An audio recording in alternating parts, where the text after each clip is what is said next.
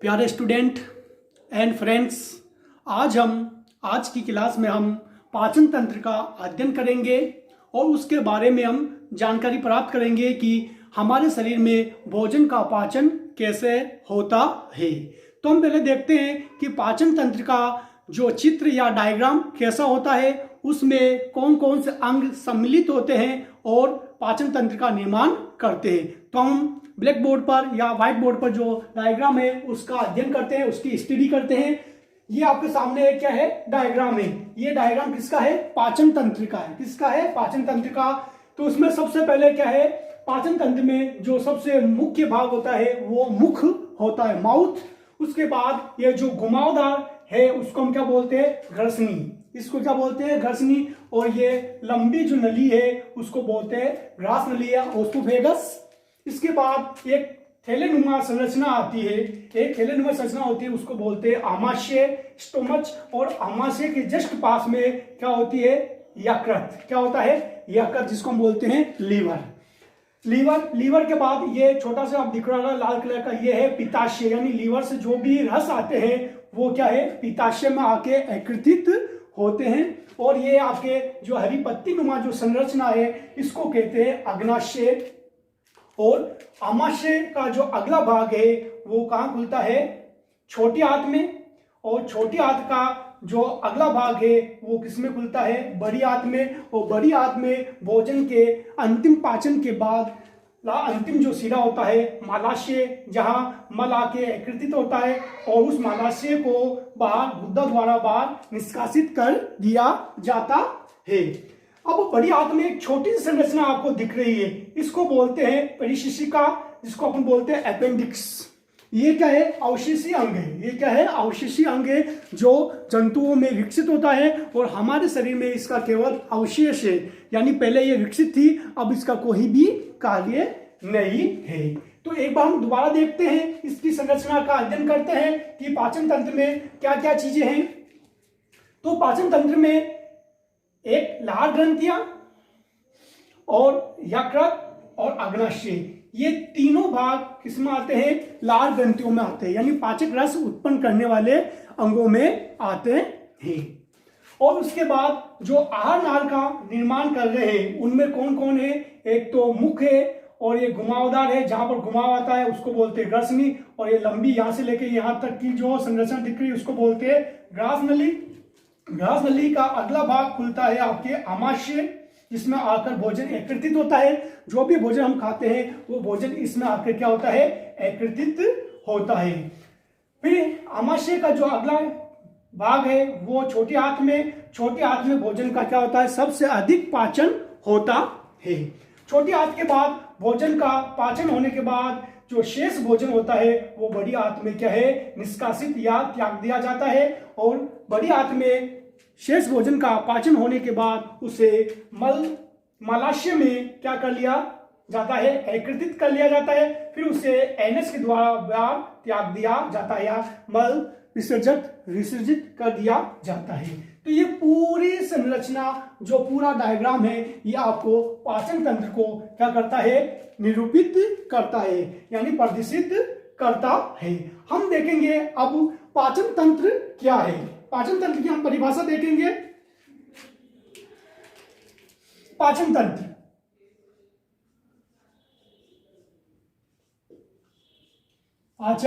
तंत्र तो भोजन के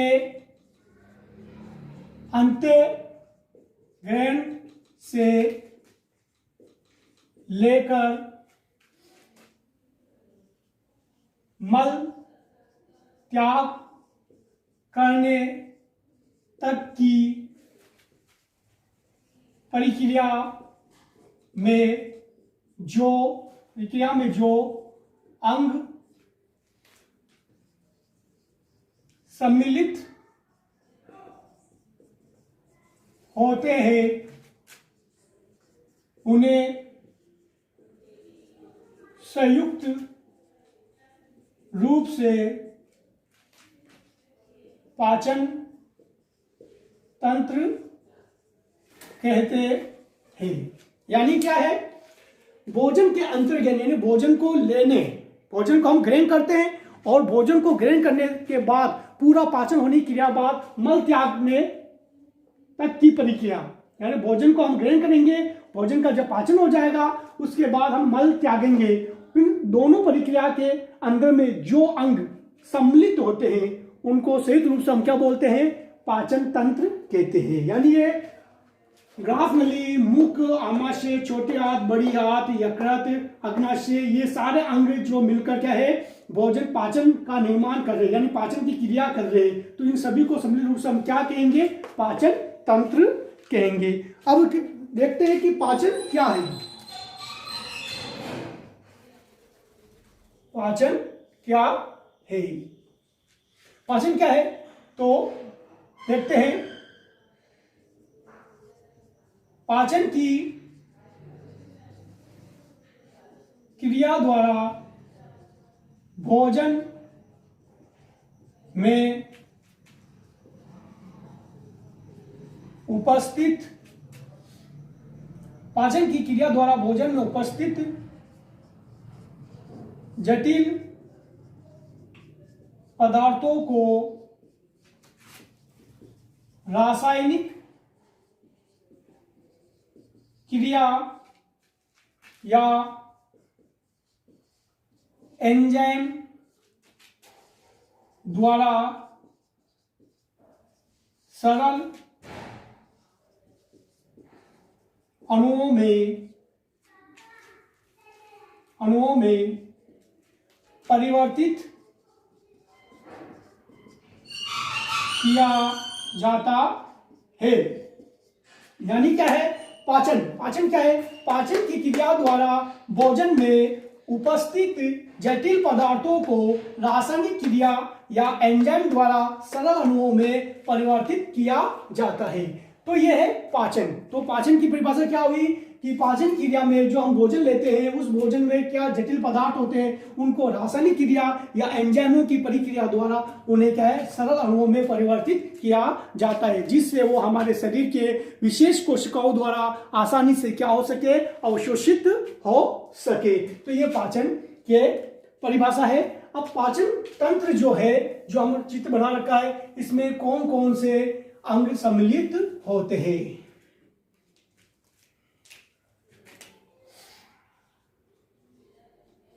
पाचन तंत्र में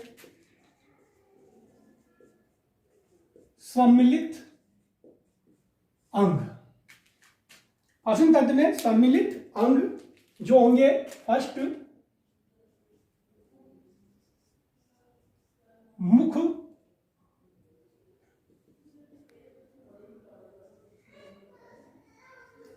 मुख गुहा,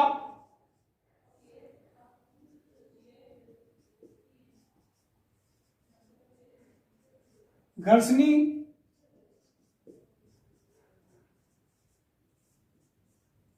ग्रास नली,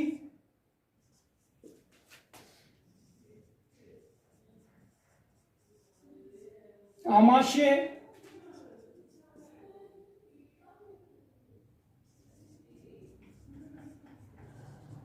छोटी आंत,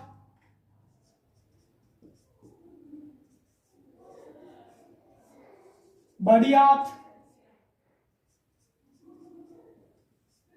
और ये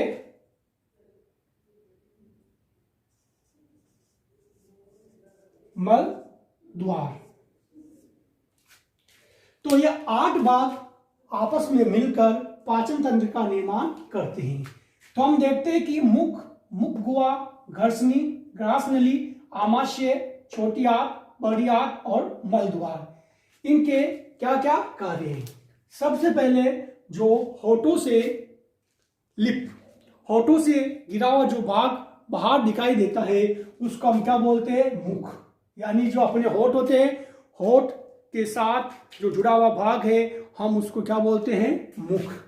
मुख के पश्चात जो भाग आता है, जो मुंह खोलने पर एक अंदर से गुहा बनती है, उस गुहा को हम क्या बोलते हैं, मुख गुहा बोलते हैं। मुख गुहा जब बनती है और उसके बाद एक घुमावदार भाग आता है, एक घुमावदार भाग आता है, उसको बोलते हैं घर्षणी।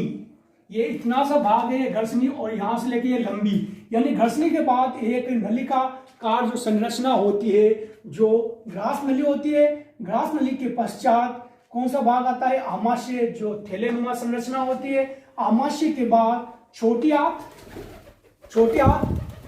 और छोटे आंत के बाद बड़ी आंत, और बड़ी आंत के बाद भोजन कहाँ आ जाता है? मल द्वार, और मल द्वार के बाद उसे गुद्दा द्वारा उसे क्या है? बाहर विसर्जित कर दिया जाता है। तो सबसे पहले भोजन मुख के द्वारा अंतःग्रहण किया जाता है, अंदर लिया जाता है, यानी मुख के द्वारा हम भोजन को खाते हैं, और वो फिर भोजन कहाँ जाता है? मुख गुहा। मुख गुहा में जीभ होती है, टंग और दांत होते हैं, टीथ। इनके द्वारा भोजन को छोटे छोटे टुकड़ों में परिवर्तित किया जाता है, और उसके अंदर में क्या है? लार को मिलाया जाता है। कहाँ यह प्रक्रिया कहाँ होती है? मुख गुहा में। मुख गुहा में भोजन को छोटे छोटे टुकड़ों में परिवर्तित करके, और उसमें लार मिलने के बाद भोजन क्या हो जाता है? लसलसा हो जाता है। वो फिर क्या है? घर्षणी के द्वारा निगला जाता है, यानी नीचे की ओर खसकाया जाता है। यदि संकुचन वाली गति होती है, उसमें भोजन क्या है? बोल की तरह हो जाता है। तो यहाँ से जब मुख गुहा से भोजन घर्षणी से नीचे की ओर जाता है, तो भोजन को हम क्या बोलते हैं? बोलस, यानी बोल की गोल बोल की तरह हो जाता है।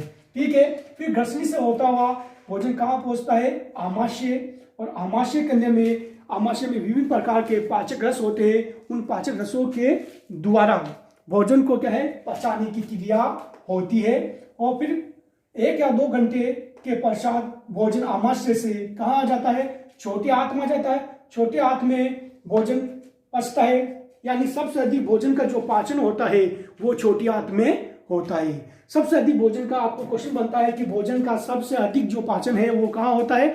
छोटी आंत में होता है। तो सबसे अधिक पाचन कौन सी जगह होता है? छोटी आंत में। और छोटी आंत में पोषक तत्वों का अवशोषण होने के पश्चात भोजन को कहाँ भेज दिया जाता है? बड़ी आंत में भेज दिया जाता है। बड़ी आंत में केवल भोजन में से अत्यधिक जल होता है और लवण होते हैं, उनका क्या किया जाता है? अवशोषण किया जाता है। इसके पश्चात भोजन अब क्या हो जाता है? मल द्वार या मलाशय में एकत्रित हो जाता है। अब उसमें किसी प्रकार के पोषक तत्व नहीं रहते, फिर उसे क्या है? मल के द्वारा बाहर त्याग देते हैं। ये है आपके क्या है? पाचन तंत्र के मुख्य अंग, जो आपस में मिलकर पाचन तंत्र का क्या करते हैं? निर्माण करते हैं। अब इसमें देते हैं सहायक ग्रंथियां। सहायक ग्रंथियां,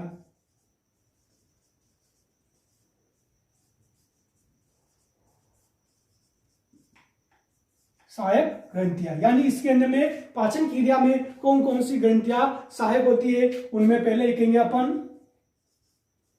लार ग्रंथियां। क्या है? लार ग्रंथियां। सेकंड है यकृत, और थर्ड है आपके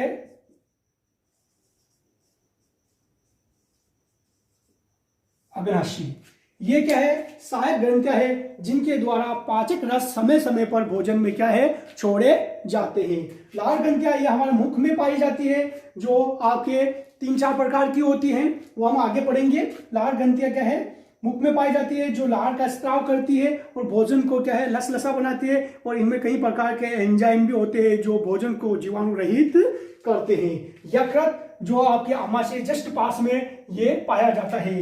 यकृत से भी कई प्रकार के क्या है? रस छोड़े जाते हैं। और अग्नाशय, ये पत्तीनुमा संरचना होती है, उसको हम बोलते हैं अग्नाशय।